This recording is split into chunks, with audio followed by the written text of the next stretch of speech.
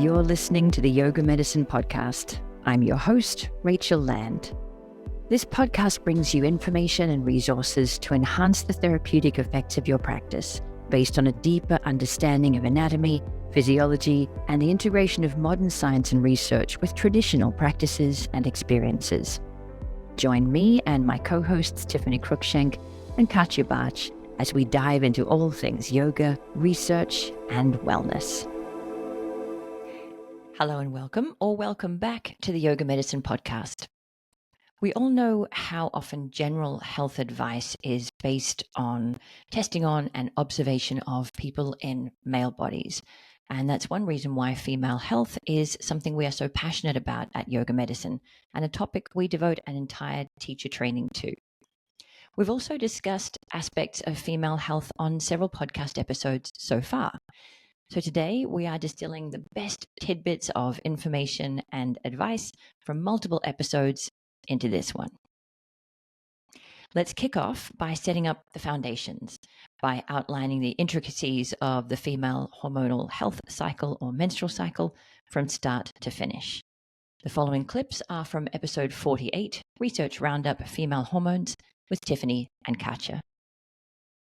Let's start with the menstrual cycle because I do like to separate it. A lot of people will lump it into the follicular phase, which is the first phase, and I actually like to keep it kind of separate because it is separate a little bit, but we can lump them together or keep them separate. But let's start out with the periods. With the periods, what we're seeing is that drop in hormones, which is really interesting. And what I always think is interesting here is that what we see is that the blood vessels start to actually constrict. And with that lack of blood flow, we see the tissue starting to die, and then blood vessels pop up underneath it and do the same thing, which is kind of pushing that endometrium outward and breaking it down. And so there's this kind of purging phase, this phase where our body is flushing out the uterus and really creating. I like to think of this part as like the blank slate. I'm kind of clearing the slate for what's to come later on. So shedding that lining is such an important part, even though we don't talk about the period much. um it's an interesting part to look at. It is, isn't it? And we have no hard time watching movies with a lot of blood being shed, but we have so much trouble talking about bleeding. Even just using the word bleeding sometimes is sometimes weird, or not, we're not used to that. And yeah, I like that idea of the kind of clean slate to start off new each month. And sometimes that's just the first thing to know, that your cycle actually starts with your period. When we look at it from a biological or scientific view, that's not the end of the cycle that you're bleeding, but it's the start of the cycle where things are starting. That's the period. And I think looking at it as a fresh start has a nice tone to it, I think, rather than kind of worrying about it coming at the end of the road. But it's more like that fresh start, at least from a hormonal point of view, right? Yeah, and I think, with periods, it varies quite a bit from person to person, both in length and amount and consistency, and there's so many things to look at that give us, again, clues into what's happening, which is a little bit beyond the conversation, the extent of an hour-long conversation. We talk a lot about in that female health training, differences in consistency of the bleeding, the amount of bleeding, the length of bleeding. I just think it's a really interesting thing because it does tell us a little bit about what's going on there. And I think from a user's or female perspective, it's just interesting to note that whether your cycles are heavy or light, I do want to shed that entire endometrium. It kind of prepares the body for all the other phases of the cycle to come. So it's a really great time of the month. It's kind of opposite to what we might normally do, but it's a really great time to detox for that reason, especially for women, for females who are trying to get pregnant, because it's a safe time to detox. You don't want to be doing anything extreme during other phases of the cycle. So kind of sensing ways to purge, and everyone's so different what they prefer at this time of the cycle. Some people, I know some women who love to exercise and it feels so much better to exercise, and others where it just feels like the worst thing in the world to exercise. But maintaining some of that local circulation, whether that be through heating pads is a great way to enhance circulation, or through running, or doing sun salutes, or through doing a little abdominal massage of some sort in the belly can be an easy way, or pelvic tilts. There's a lot of ways to create circulation here. But I think trying to avoid the tendency that we all have of wanting to kind of lay on the couch and be completely sedentary, which is fine if that's what your body's craving, but finding a way to create little bits of circulation to help support this purging, circulatory, elimination, flushing out kind of phase, to prepare for the rest of the cycle, I think is really important. During period, your estrogen and your progesterone, which are our two major female reproductive hormones, they have the lowest level within the whole cycle. So I find this kind of ironic that during that part of the cycle that feels the most female, maybe we have or it's clearly female. We have a hormonal profile that most resembles the male hormonal profile throughout the month. So I always find that, yeah, kind of ironic or funny to think about. So that's kind of where we start off with from a hormonal point of view. Both of these hormones are rather low and set up the whole process of flow or Yeah. flow of hormones that are about to come. Yeah, so that the low hormones that are triggering the gonadotropin releasing hormone, which then sets us up for the next phase, which again, some people lump menses with into the follicular phase. I kind of tend to, in my mind, keep them separate. But the next part is that follicular phase where the follicles, as the name implies, are starting to grow. I think of this one as, the first phase is really this shedding phase, purging, releasing. And then the follicular phase is really a building phase, a growth phase. This is where our body's rebuilding the endometrium, it's growing the follicles. And so we see a lot of growth happening here, and a lot of changes too in the hormones as well. Each month when you're in your reproductive years and are not on on oral or other hormonal contraception. So, like you already described, that low level of hormones that feeds back to your brain, to your hypothalamus, and that hypothalamus then is triggered to release gonadotropin releasing hormones, and your gonads, that's in males, they also have this hormone, that's their testes, of course, and with us it has to do with the ovaries.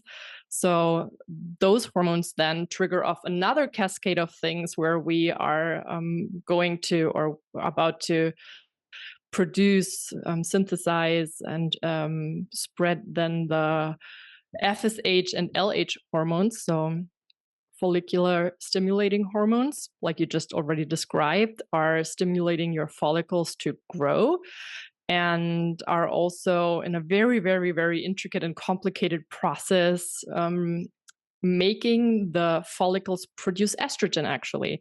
And that's a really interesting process when you dive into it. Do we want to dive into that a little bit, Tiffany? Sure. Do you think? Yeah, Yeah. so just to recap, remember we've got all this stuff happening in the brain. The hypothalamus is releasing gonadotropin, releasing hormone, which is then causing the pituitary to release follicle stimulating hormone, which, as its name sounds, is basically just stimulating the follicles to grow and then release estrogen. So just a quick recap. Yeah. Go ahead. Yeah, and then diving into the last step of that recap a bit deeper. So your egg is actually surrounded by two layers of of cells. So the inner layer, that's the granulosa cells, they're called, and then an outer layer surrounding the egg, which is called the theca cells. And those two cell layers, they are developing throughout the cycle, and they're kind of in a crosstalk in that first half of the cycle. And that very complicated crosstalk between those two cell layers, that then makes the inner layer, the granulosa cell layer, eventually to release estrogen. And that high level of estrogen, then again, is going to feed back to the brain and is going to lead to a surge in LH, which is luteinizing hormone, just shortly before ovulation. Anyways, let's talk about the rise in estrogen and what that means. Yeah, so the rise in estrogen can have an influence or impact on your muscles and on your strength on the one side, and then also on your fascial tissues themselves on the other. So if we look at strength and the muscle layer or muscle tissues first, maybe, we know a lot from research on postmenopausal women, where we can see a really steep decline in strength and in muscle. That's where we know the most research from, or where we have the most research on.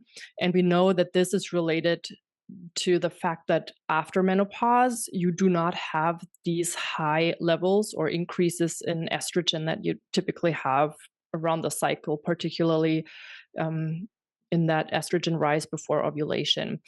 And then also the other way around, when you do exercise, we also actually see that rise in estrogen, which is interesting also. So that's kind of going both ways. Exercise and muscle and strength seem to have a relationship with estrogen. Yeah. And on the fascial side, it has recently, a couple of years ago, been discovered by a group from Italy, and we've talked about them a couple times on here before. Carla Stecco, which is a really prominent fascia researcher, and her team, Katharina Fede among them, they have discovered that the fascial tissues themselves have receptors for female reproductive hormones. So that in itself is a mic drop, at least if you're a fashion nerd. Right? So, yes.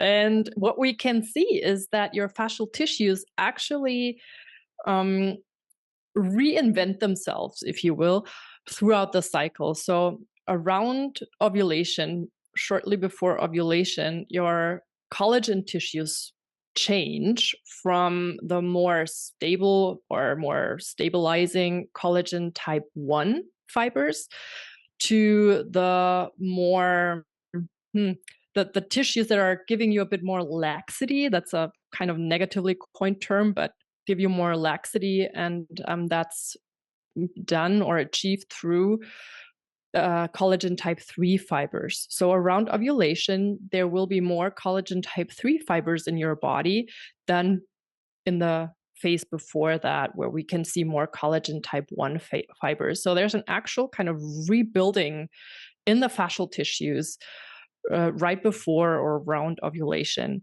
And then what also has been described and found, and that's very well researched for the knee, for the anterior cruciate ligament of the knee, is that we can also see an increase with, at the same time, shortly before ovulation, of that knee laxity and then ACL injuries like tears and so on. So that's probably not true for everyone, like you said, and we don't know all the parameters that are influencing this, but it is a correlation maybe that we can see at this point, that injuries in the fascial tissues, ligaments are best researched here, are found in an increased amount, just also with that estrogen rise shortly before ovulation. So then we have this quick change up. We've got that estrogen peak, and then we've got the LH surge, right? And the estrogen to rise is going to trigger the LH, and the luteinizing hormone, which is what's going to trigger the release of the egg from the follicle. So usually there's one or two dominant follicles. which will release the egg, and that is what we call ovulation. And the ovulation part of this is a really quick part of this. So it is really just the release of the egg. So a very, very quick shift. We've got that estrogen peak beforehand, which creates a drop in temperature. If you track your temperature for some women who kind of to be able to watch these hormonal shifts with the LH surge, we see that lift in temperature, and that's where we're looking at that lift in temperature for a sign that ovulation is happening, which is usually around day 14, give or take. Um, so yeah, so that's our where we're at next. Yeah. And then remember that inner layer of the follicle, or that inner cell layer that surrounds the egg, that was the granulosa cell layer. And then there's still going to be remnants of that. And the remnants of that granulosa cell layer, they are getting a little yellowish in color. Lutein is also called yellow. And then you may have heard about the corpus luteum, which is the yellow body, which kind of grows from that, or is made up or develops into that. And that is then releasing and producing progesterone mainly. So your yellow body, that is kind of the result of ovulation also, that is going to provide your body with progesterone in the second half of the cycle. And that is really a very, very important hormone, our second most important, maybe, when it comes to female reproductive hormones. And it would also prepare the uterus, the endometrial lining, for a potential pregnancy, thickening it, and so on. So that's the second biggest, maybe, star of the show is our progesterone there. So we had the menstrual phase where the hormones were low. We then had the follicular phase where we saw estrogen go up, which was what was triggering that ovulation. And now we've got the luteal phase, which is really marked by progesterone. There is also a little surge in estrogen happening here as well, but the progesterone is really what's dominating this phase. And in Chinese medicine, if you're familiar with some of the TCM concepts, the follicular phase is really more of the yin side. This is where the follicles are growing and developing, and the estrogen is more of a yin hormone versus progesterone, what's creating the warmth and maturation of the cycle here as the egg moves through the tube and then implants in the uterus. There is really dominated by yang. And if you're familiar with some of those practices, a little bit of movement can be really helpful in this phase. Of course, you have to keep in mind there's a lot more to all of this, which is why we have a whole course on all of the details and differences that can change in different females. But in general, I think a really nice to balanced practice throughout the cycle is important, with a little bit more restorative in that follicular phase and a little bit more movement in the luteal phase, so that if they're pregnant, that egg or the blastocyst is going to secrete that HCG, which is what maintains the corpus luteum to help continue producing estrogen and progesterone, until the placenta develops enough, which is, I think, usually around 12 weeks, to nourish the fetus and take over hormone production there. But if they're not pregnant, there's no HCG, so the corpus luteum dies. We see that dropping LH, which then drops the progesterone and estrogen, which then triggers the start of the cycle with the menses. Most of us consider this hormone cycle as principally affecting the reproductive system. But the sex hormones have other effects on the body as well, and these are increasingly being researched, something Tiffany and Katja explored in episode 122, Estrogen Effects on Muscle. In that episode, clips of which follow, they outline some of the major effects of estrogen, starting with its impact on muscle mass. One major aspect of estrogen, how it impacts muscle, is its effect on muscle mass. So just the amount of muscle. And estrogen, it has an anabolic effect on muscle. So meaning it promotes the biosynthesis of protein in muscle. So it just helps muscle grow. And that could then be positively associated or modulate the effects of strength training, for example. So hypertrophy affects muscle growth in response to training.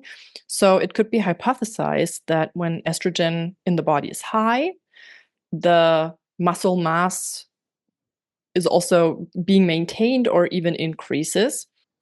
And, we talk about this a bunch in the female health training, but this idea of kind of estrogen and progesterone being like yin and yang, very different, very opposing substances. We know that progesterone obviously has catabolic effects, so really different effects than estrogen. And so when we think about it in that way, I think we're thinking about the interchange of these hormones and how they work with each other, how they stimulate the body in different ways, but also kind of working together to create balance. And obviously that changes quite a bit as our hormones change too.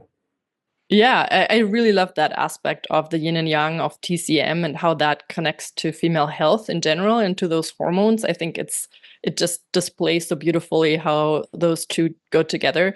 So yeah, so progesterone more has catabolic effects, and it also has different or opposing effects regarding to other factors in the muscle. So for instance, neuromuscular control. I find that also really amazing and exciting. So regarding neuromuscular activation, we see again opposing effects of estrogen and progesterone. Estrogen has excitatory effects, so it kind of stimulates neurons and how they communicate and just generally how they work. So that could be translated into positive relationship with force generation when it comes to strength. So again, could be hypothesized that when estrogen's high, the force generation, how much strength you produce, how much force you generate, would also be high or more facilitated. And then progesterone has an inhibitory effect. So just opposing to that, again, kind of highlighting that yin and yang of those two hormones there when it comes to neuromuscular control, which I think is generally, when talking about muscle, a whole own conversation, which is just fascinating. Moving on to the role of estrogen along with testosterone on muscle strength and force generation. And estrogen, which takes the main stage today, also is thought to have an impact on muscle function, on strength, on force generation, as we said.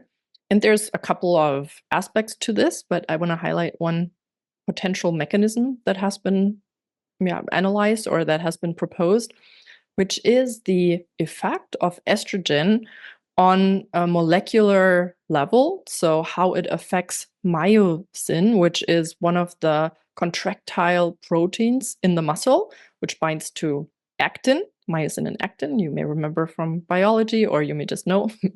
And when estrogen is high, the way how myosin binds to actin is different than when estrogen is low, so in estrogen deficiency state.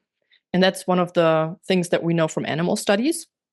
So when estrogen is low in estrogen deficient rodents, that quality of the bind between myosin and actin is lower. So we don't have that intense strong binding myosin as much. So that deficiency of estrogen detrimentally impacts myosin.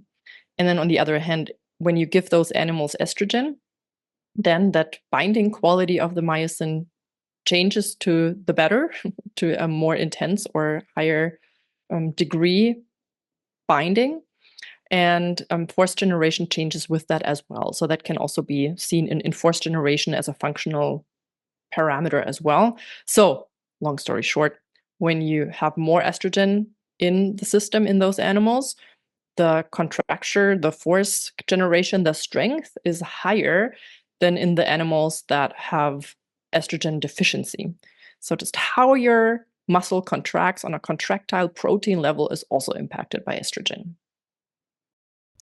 And finally, discussing its impact on recovery and its antioxidant effects. So we have one more. So there is one more way. We've already talked about muscle mass, muscle strength, neuromuscular activation, but another one that's really important when we're talking about muscle to talk about. Yeah, that's also the regeneration and recovery side of things. And regarding to muscle, there's one specific cell we already mentioned that really has a big role in that, which are satellite cells. So that's basically adult muscle stem cells that help to repair and recover and rebuild muscle after exercise or after injury or any type of stress on the muscle. So they're really essential in that recovery process. And we know that satellite cells also have receptors for estrogen, meaning they respond to different levels of estrogen. And we also know that their function changes in women that go through menopause. So, again, using kind of that human model going from premenopause to postmenopause, what changes to the satellite cells.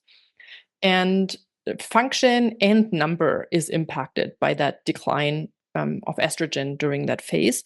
So there are a couple of studies that show that when women go through perimenopause and eventually to postmenopause, that the number of satellite cells is simply shrinking. So our satellite cells get less, and that can, of course, then impact our recovery and regeneration to exercise, but also just to life. So that's one big portion of the research on muscle regeneration and recovery and estrogen. And then also more generally, it's known that estrogen has antioxidant capacities and is also protecting the membrane of cells, so also of muscle cells. And it's thought that antioxidant and membrane stabilizing effect or characteristic of estrogen can help with protecting from muscle damage as response to exercise and also beneficially impact inflammatory processes. So it's also known that when estrogen is high, women experience a bit less of that exercise induced muscle damage. And when, I guess, estrogen is lower, that then is a lot more or higher. And those inflammatory processes have been studied quite much as well. So inflammation and regeneration, recovery, that all is also impacted by estrogen. Even with this relatively new scientific input, the question becomes, what do we do with this information? How do we tailor our work, life, and movement practices to either capitalize on or mitigate the effects of these fluctuating hormones? In episode 97, New Perspective on Athletic Performance in the Menstrual Cycle, Katja and Tiffany outlined some of the current thinking around how the female hormonal cycle can influence athletic performance.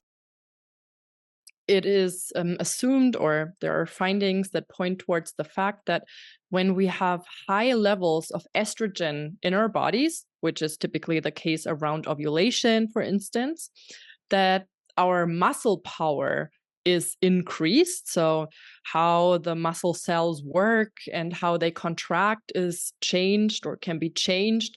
So, your muscle output might actually better during ovulation or around ovulation, for instance. But also, we have other findings that have more implications for going through your cycle as well. For instance, that our fascial tissues or collagen tissues change throughout the cycle as well. And for instance, with high estrogen, again, around the ovulatory phase, we know that the tissue can become a bit softer, a bit laxer, and that can have positive impacts on range of motion if that's what you need in your sport. But also in some other scenarios, it might set you up for a bit more instability. So, really, depending on what your sport is and what your requirements are there, those could be implications to be taken into your training regimen or setting. And that's what different sports have done with those findings.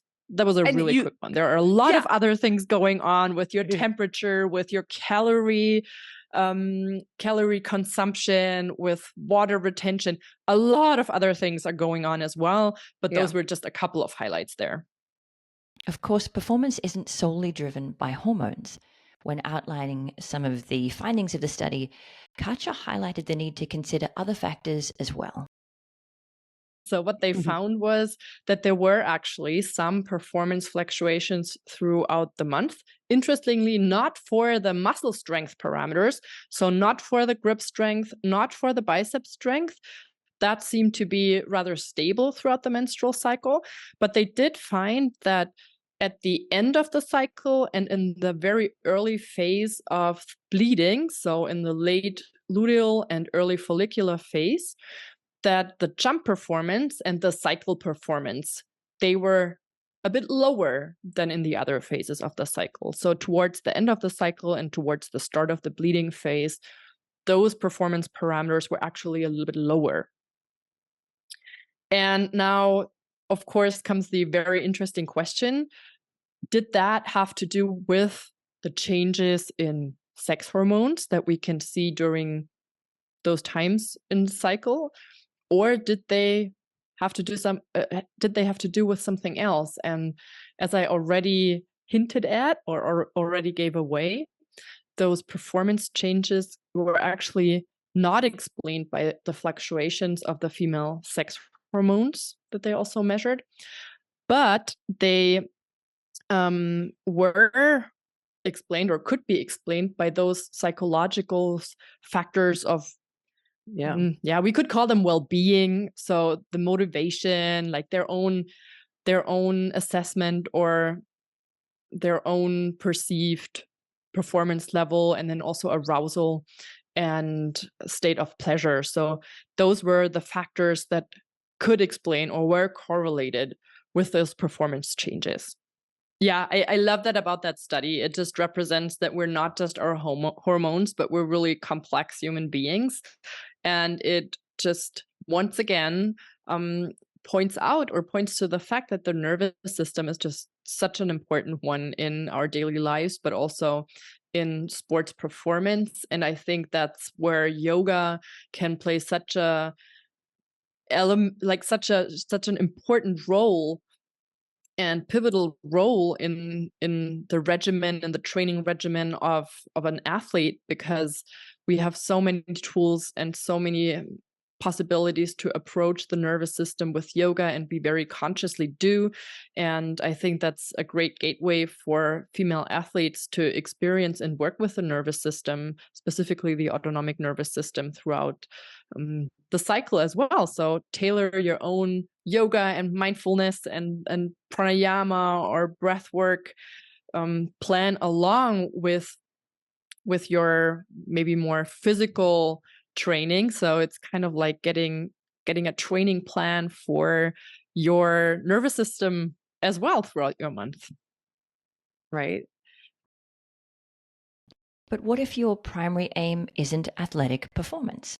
Returning to episode 48, Research Roundup, Female Hormones, Tiffany and Katja discussed how our takeaways from research like this depends completely on our goals. Are we aiming to improve strength, range of motion, fertility, or something else entirely? I would like to add something to what you just said about TCM and the two phases, because it's, for me as a sports scientist, that's kind of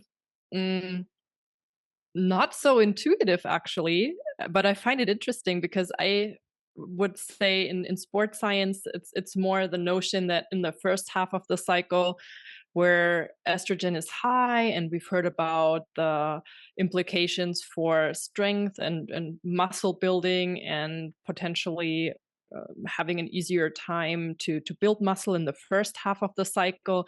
And then progesterone is still, the final verdict's probably not out yet, but progesterone is sometimes said to have catabolic effects. So maybe working out in a hard way, like is not recommended as much or not practiced as much by some athletes. So they would probably not put their strength workout in the second half of the cycle if they can, but would maybe put key workouts in the first half of the cycle. At least that's how some of them are practicing it as of now.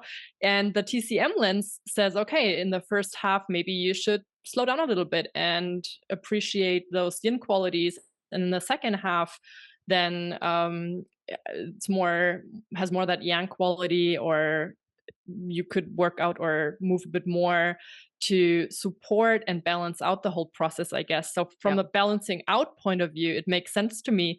But from what is maybe being practiced among some athletes, it's kind of the opposite even.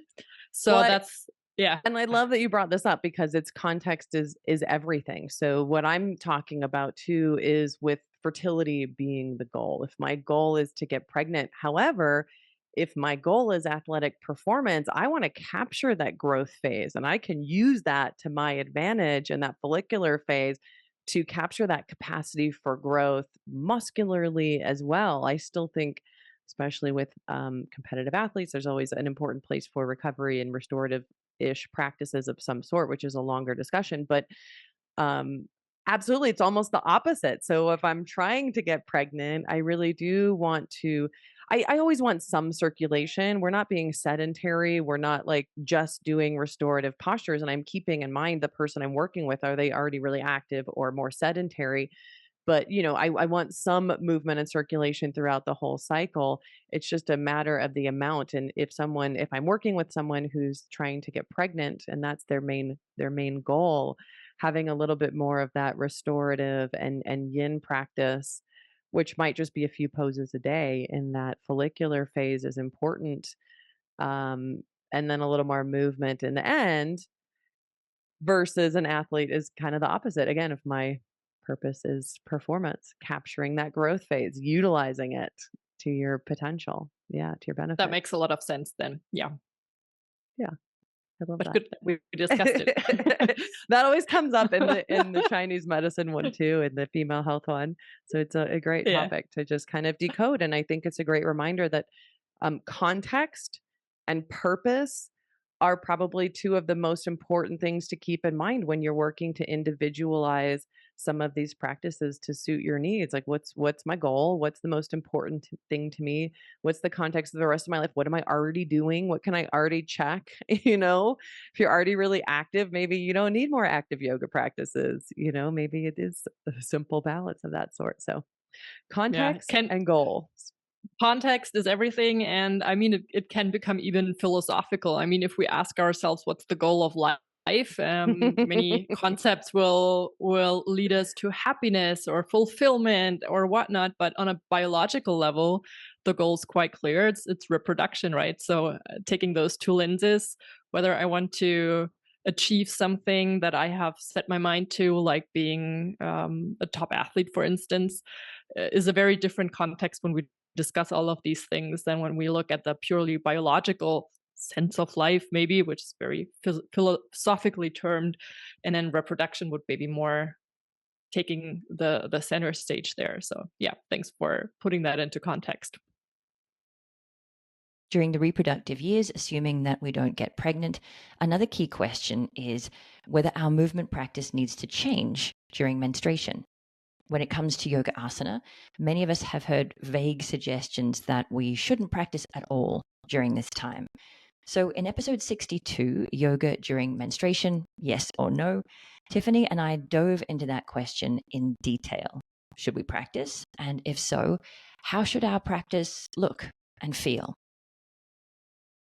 And we've kind of hung to it. And I feel like it's kind of evolved into what we think of as more of a physiological thing, or something that we should be avoiding for our own health, whether that's physical, physiological, or energetic. Yeah. That we've really kind of like pushed the brakes on females practicing yoga during their menses. Yeah. When I think about the sort of the subliminal messages that I've received around this topic, it is that kind of blend of it reverses the natural flow. It's kind of the opposite direction from the way things are going, or it's depleting something when you're already in a depleted state. And there's this kind of mixture of physical and suggested physiological that I've never really seen passed out into. It could stop your period, or it could give you endometriosis. So do you know what I mean? There are just all of these kind of vague suggestions. And I feel like we should go through all of those and just kind of look at the different reasons. But first off, the other thing I think that's really interesting is just that how long is also really variable. Some yoga Yeah. practices are like just the first few days, some are 6 days or until you're completely done spotting or Mhm. bleeding. And so there is variance in that as well. But I do think it's important just to start with the caveat that like it really is more of a Hindu tradition than necessarily a physiological or fitness. I mean, because yoga is a form of movement. We know that it's much more than Mhm. that. But it's not just a yoga thing per se. I mean, obviously, there is separation and overlap between the two. But yeah, it's interesting. So let's start with depleting energy. I mean, I think for a lot of women, this is an easy one. You know, a lot of women are depleted during their periods. There is a loss of vital substances, you know, from the body. And for some women, that's really significant. They have heavier flow, others have lighter flow. And it doesn't necessarily, like, lighter flow doesn't necessarily mean you're less depleted than a Mm. heavier flow. It really is different from person to person. But, you know, I think there is a natural rhythm to listening to your body. For some females, they feel much better when they do exercise, and we'll get to why that is in a bit. But Mm. for some females, they feel awful exercising. They can't motivate themselves to do that, and so yeah, the energy level is a little lower during this period. I think we need to respect that and appreciate that and follow that a little bit. However, I was waiting because there's always more to it when we talk at yoga there's medicine. more to it, which Yeah. we'll fill in. So I think the other one is inversions, Mm. right? That's That's kind the of big a one big that one. comes up, isn't it? Reversing the natural flow, shifting our orientation to gravity, and then more energetically that we want this kind of downward toward the earth, kind of grounding, allowing things to release flow. And when we go upside down, we're tipping that all into reverse. Well, I think it's twofold. One is there's no concrete evidence that doing inversions while you're on your period will cause a lot of the fear is causing endometriosis, like the Mm. blood will flow backward and cause endometriosis, and there's no evidence that that is actually happening. So I think the first thing is, for me, that erases the fear. Mm. However, we know energetically that this is a downward flow. We and I'm going to talk a little bit more as to why when we talk about the TCM, but there is an energetic downward current that I think is important to facilitate. So for me, it's just not a time when I'm going to be doing lots of held inversions and repeated inversions. But I mean, even downward facing dog is an inversion, right? Like my pelvis is above my heart. Mm. So I'm getting that inversion effect, dolphin, you know. So you could be really afraid of a lot of poses, and hence why I think a lot of females just don't practice during their period. Yeah, that kind of Oh, brings go up the ahead. second point that I think people often use in the context of inversions. The one being that you're going upside down, you're reversing the natural direction at that time, which is down and out. And the second is that these are poses that require some exertion that comes back to that first one of it's going to deplete your energy further. And that's why I'm glad that you mentioned more restorative inversions, like even legs up the wall with your hips slightly elevated is in theory an inversion, but in practice it might give you quite a different feeling in terms of restoring energy and reversing sense of depletion. Yeah. And I think it really is about getting the pelvis above the heart is the Mm-hmm. idea of kind of facilitating that opposite movement of the downward current that we want.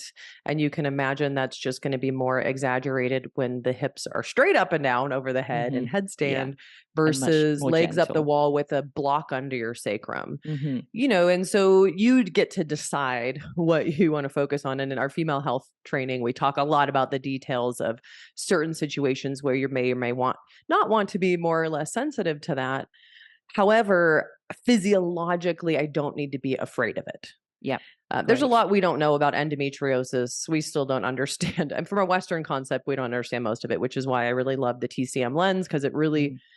brilliantly makes sense of it, and why I love teaching our female health training, because it makes sense of what we don't really understand. But in endometriosis, there is no correlation yet that we know Mm. of. But for me, again, I think at yoga medicine, we love to blend both research and science, which takes a lot of time and a lot of money, with energetic understandings and other Eastern models of the body together to really support all the dimensions of our being. And so I think supporting this downward flow is important. I just don't need to be afraid of being a down dog for a few seconds. Or, if you're a teacher, maybe you hop up into headstand for, maybe you don't hop, but you go up into headstand to show something for a couple of seconds. It's not you don't need to be afraid. You don't need to be worried. Maybe you want to avoid it. I think there's ways to avoid it when you're a teacher. You don't have to demo things, but again, I just want to take the fear out of it, which I think is really important. Yes. There's so many different theories about what it does floating around, I think, on the internet, none of which And are I saw supported. some that were pretty opposite to each other, like some people saying it's going to stop the flow of blood and others saying it's going to make the flow of blood much heavier and more depleting. And either way, I feel like probably not super helpful because, again, it's not specific. And that's why I liked you saying just take fear off the table and focus on facilitating the process. And I think it can. Like, I've been sometimes where I've done some inversions during my period, and for me it has kind of like slowed things down before they started back up. It kind of like had a little momentary kind of like slowing down and ended up being a little longer because of that. Again, it was, a time when I did more inversions. I forget why, I don't really remember, but that can happen. And for some people, it can make it temporarily heavier, like a little surge too. So, I mean, everyone's just different. So I think those are all valid points, and I would listen to your body and what feels most helpful. Yeah. Yeah.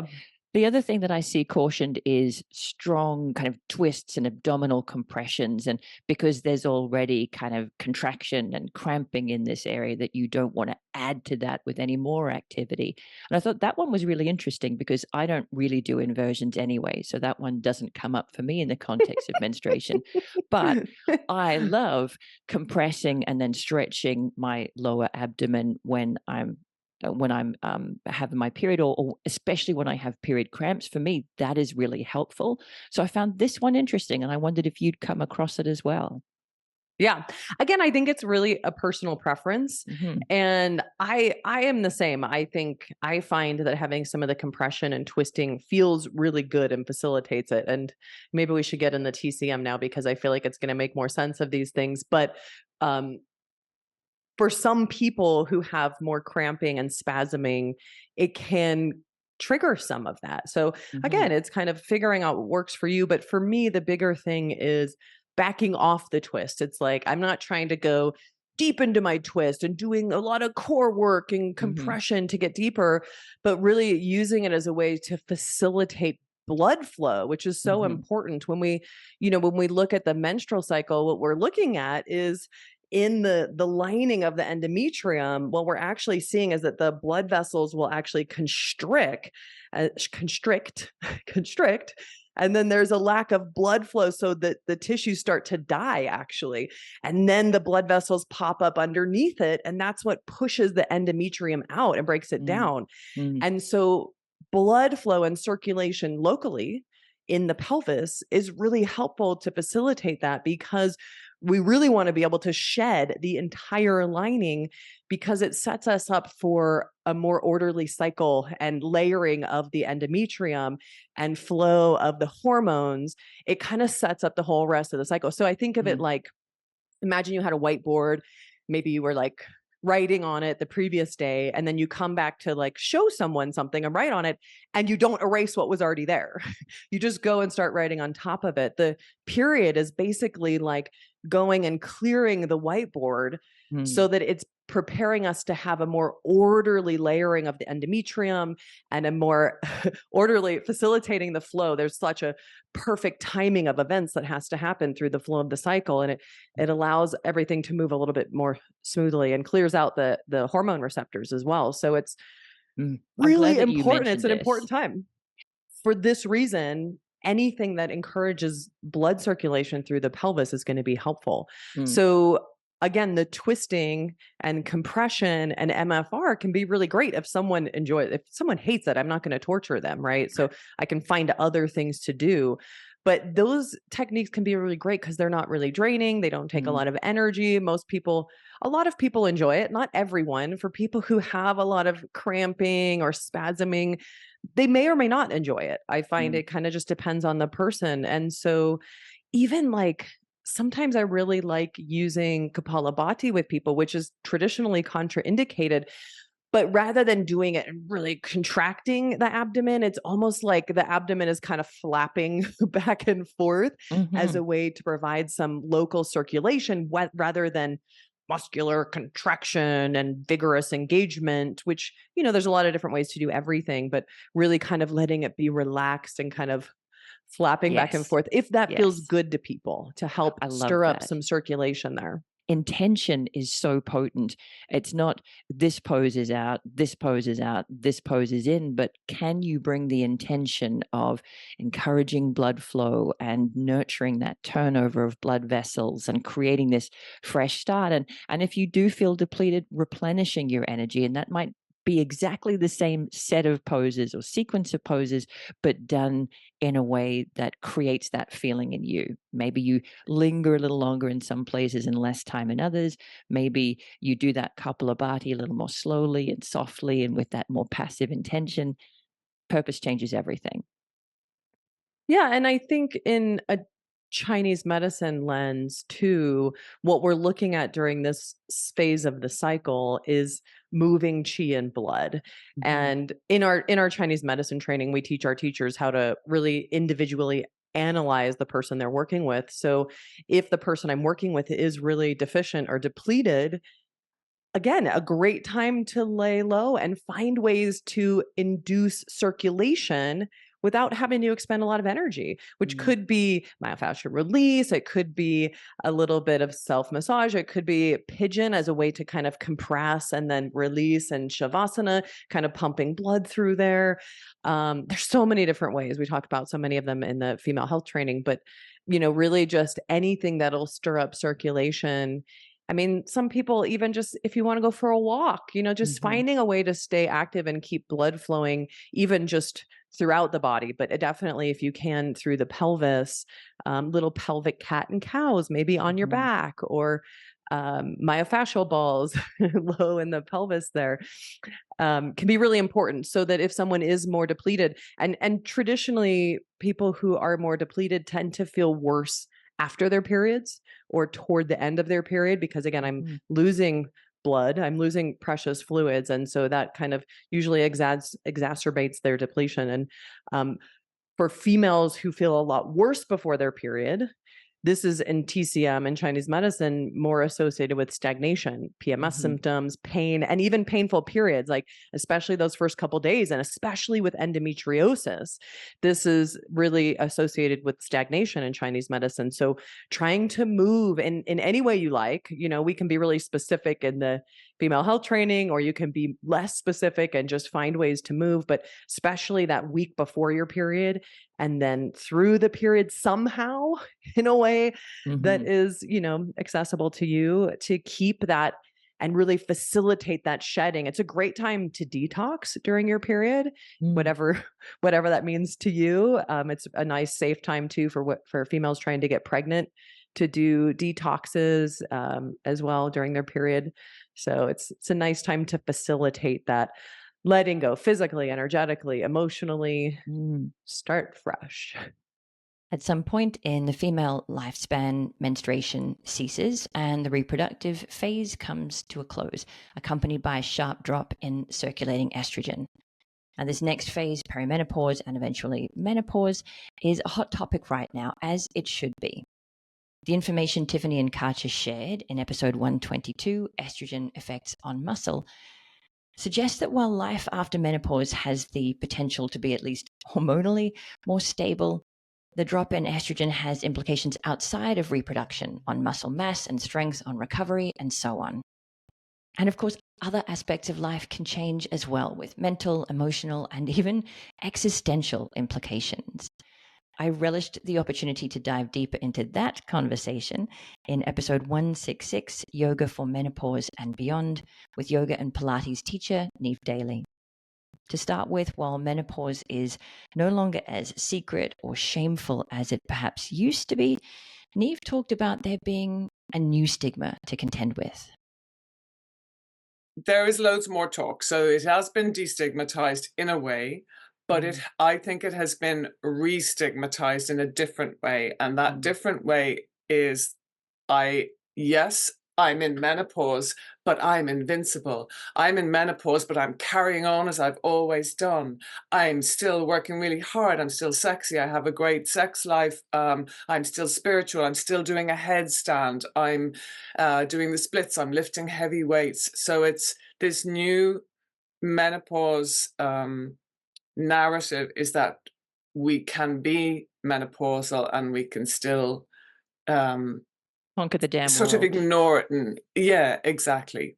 And I see it a little bit now, not so much, and I haven't encountered this, but one of my teachers in a European country who's starting to really do her own thing with yoga for menopause, she posted about it in a yoga Facebook group, and she got huge flack. She said, how dare you say we should have to change our practice and or not have to. I don't think she was saying you had to. Yeah. And she was saying that, this was not yoga. This is some other stuff that you're talking about. If I change my practice, it's not yoga. And I feel like there's this, for some people, there's a refusal, whether in yoga or anything else, to see that their body is calling for change. We know how social and traditional media messaging loves extremes. So some of the messaging around menopause suggests that we should sail through this life phase completely unchanged. But on the other hand, some of the other information coming out and detailing some of the associated physical and mental changes can trigger the opposite, a medicalization of menopause, leading to health-related fear or anxiety, as Neve discusses in this clip. Health worries, so that would be something that it's not in the list of symptoms, but because there's so much narrative about health concerns that can, the risk to certain areas of health that can be increased because of a lack of estrogen, or areas of health that are supported by estrogen, for example, and progesterone. And also people mistake that symptoms mean there's a health problem. So a lot of women are just holding from perimenopause and for the rest of their lives terror about their bones, terror about their heart, terror about their brains.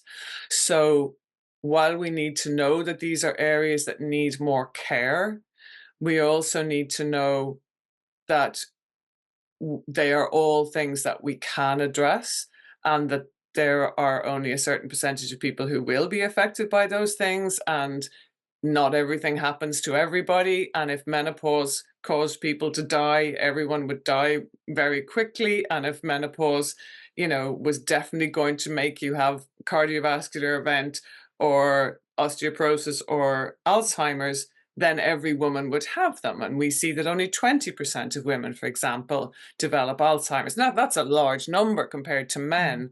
And that's a big, big part of, as you read in the book, I'm really interested in brain health and maintaining brain health. But it's not a shoe-in. Is that a word? Is that a phrase, a shoe-in? It's like it's an American-y thing where you say it's like not definitely the case that because you've done menopause that you're going to get this disease. So I think that's a really important part. And for me, that's part of Satya, the truth of things in menopause, is that it is not as black and white as it's being portrayed. It is not as disastrous as it's being portrayed.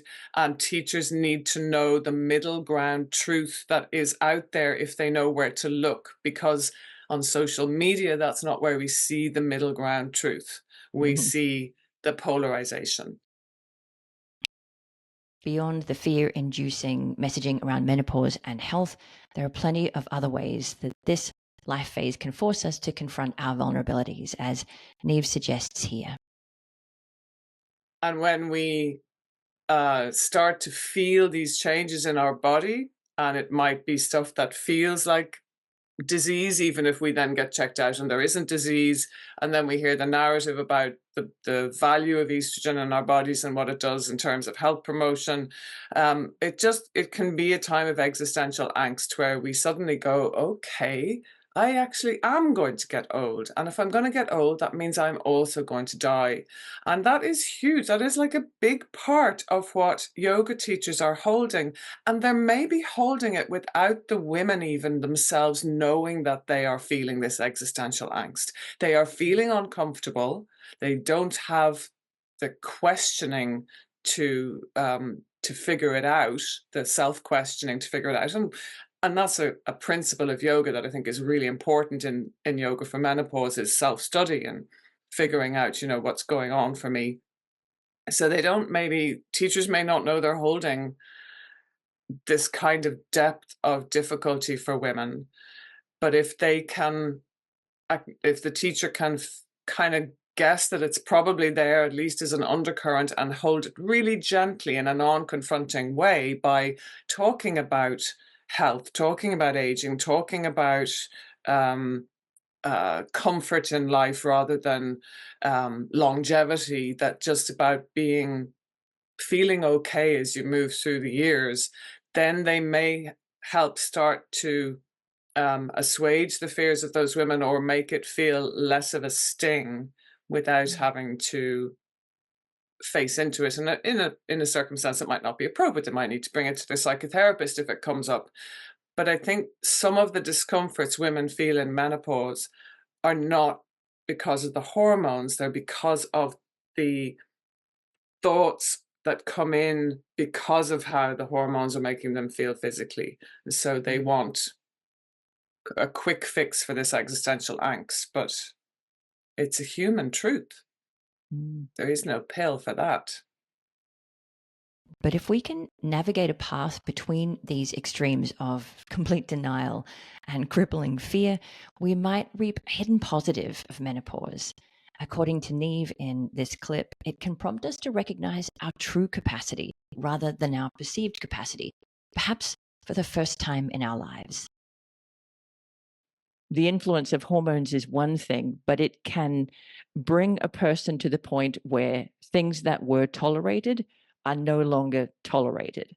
And so this person might get to the point where the way things have been for the last 20 years that they have been managing, they are now not willing to manage. And I find that a kind of exciting and potentially really positive point for a person to get to, because some of the women that I've worked with who've been in that phase of life have been balancing kids who aren't quite adults yet with aging parents or siblings who need extra support, and they always seem to be the last person on the list, the bottom of the barrel. And it's almost as if this is the trigger to get to the point of, I need to come closer to the top of the list. I need to do some things for me. And that's powerful. Yeah, it is. And, firstly, I want to say that before I talk about that whole piece about wanting to come to the top of the list or deserving to come to the top of the list, to really hold in our awareness people for whom that kind of self-care is just not accessible for whatever reason, for financial reasons, for support of family reasons, and that discussions about self-care are privileged discussions. And we are very fortunate to be able to even think about this. We're very fortunate to be able to even have this conversation. But that said, yes, it is. I think this is a complete theory of my own, is that instead of menopause being a time where we have reduced capacity for all those things that you have listed, I think it is a time where we recognize our true capacity.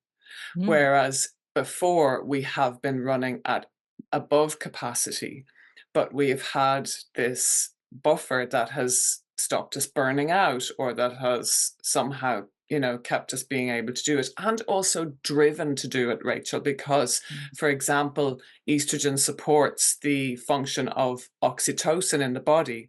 So if you're not having that bonding hormone, you're going to feel less tolerant of your partner. If you have kids, you're going to feel less tolerant of them, maybe just even less of that caring nature. Like, you want me to cook your dinner? Are you mad? It's quite remarkable how My it's poor like this partner. sort of, yeah, exactly. It's like a sort of veil gets taken. We talk about veils in yoga. It's like a veil gets stripped from your eyes, and you see the insanity of what you've been doing without the support.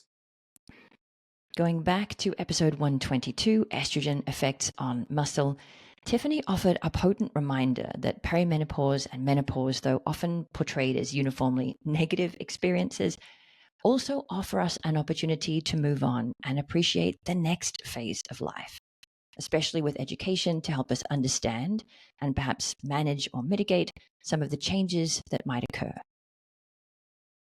What I love about Chinese medicine too is when it talks about menopause, where the hormones become more level and stable, there is an implication of wisdom in the steadiness now that happens with the hormones. Obviously, they're lower, but they are more consistent, and it's like tapping into this inherent wisdom that which used to be really a part of our culture, this wisdom with aging and looking to our elders and really appreciating this kind of later phases of life. And I think it's important to remember that as well, those of you who are in your 40s or 50s or beyond, that there is benefit and positivity around that later stage too. We're talking about just the impacts of estrogen, of course.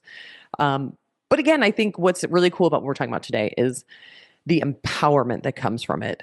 Knowing that you have something that you can work with and to recognize it in your own body. So the effects of estrogen on muscles, on muscle mass, strength, neuromuscular activation, but also on regeneration and recovery. So important and just helpful to keep in mind. There's still a lot we don't know about female health, fertility, menstruation, perimenopause, and menopause. Many of us are frustrated by the undeniable lack of research into female health and the influence of female hormones. But that doesn't mean we have nowhere to go. Going back to episode 97, New Perspective on Athletic Performance in the Menstrual Cycle, here are Katja and Tiffany summing up the current state of research and how to balance what we learn from it with our own individual experiences. There is some more robust research now, and we love taking what we can from that research for now. And I personally am really enthusiastic about any high quality piece of research that is coming out for female athletes or on the female hormonal state. But also, we need to listen to our bodies, to our systems. And it's actually one conclusion that some of those more critical studies also draw, pointing out that tailoring of your training should still focus mainly on your individuality. That's what some of those studies say. And that's basically the same that you just mentioned for yoga medicine as well. It's about picking some highlights from the research, seeing what we can do with that, but still focusing or knowing that our individual experience and our field experiment of one is just the way to go, because we don't know everything in the research. It's constantly evolving. We can play around with that. We can experiment with that. We can see what resonates with us. And we can also see pieces of research evolving and then also evolve our own opinion and take on those things. But we will never get around the fact that we should listen to our bodies and learn our own MO physically and mentally and combine those things. That's truly the recipe that to me promises just the most success in terms of performance, but also in experience your monthly cycle every month. And in every other part of therapeutics, really. So It's one of the reasons I always say that I think yoga is so critical to our healthcare systems, is just the listening and the awareness that it can even just give better feedback to our doctors so that we can be able to better sense and listen into how whatever treatments are impacting us, much less the therapeutic benefits of a yoga practice. I think we would all agree that the conversation is just beginning. While there's still a lot we don't know, we do have plenty of tools from yoga and other mindfulness practices to help us care for our bodies and minds at any stage of life. So I'll wrap up this episode by saying more to come. Stay tuned for plenty more conversations exploring female health in all its complexity and individuality.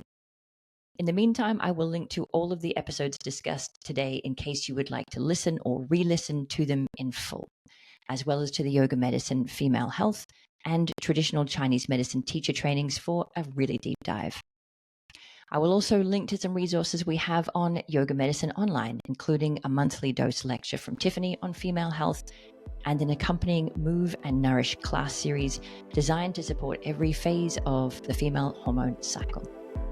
Thank you, and I'll catch you on the next episode.